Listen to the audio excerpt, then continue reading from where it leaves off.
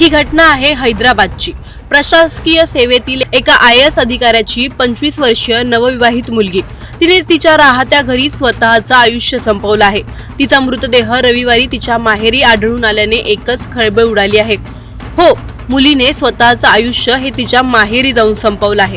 तरुणीचं नाव आहे माधुरी आणि ज्याच्यासोबत तिने लग्न केलं त्याचं नाव आहे राजेश। राजेश आणि माधुरीचं जवळपास 2 वर्षांपासून रिलेशनशिप होतं।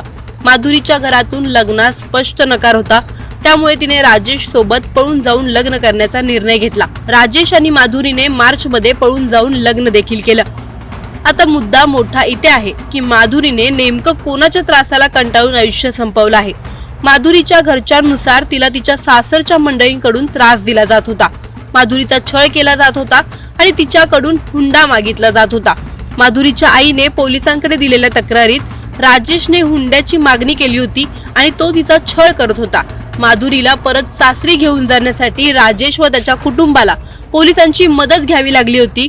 राजेशने आम्हाला वचन दिले होते की तो माधुरीला मान सन्मानासह वडीलधाऱ्यांच्या उपस्थितीत घरी घेऊन जाईल। त्यानंतर राजेश पुन्हा हुंड्याची मागणी करायला लागला। तिला धमक्या देखील देत असल्याचं तिच्या वडिलांनी माध्यमांना सांगितलं आहे। राजेशवर हुंडा प्रतिबंधक कायद्याच्या कलम 80 अंतर्गत गुन्हा दाखल झाला आहे।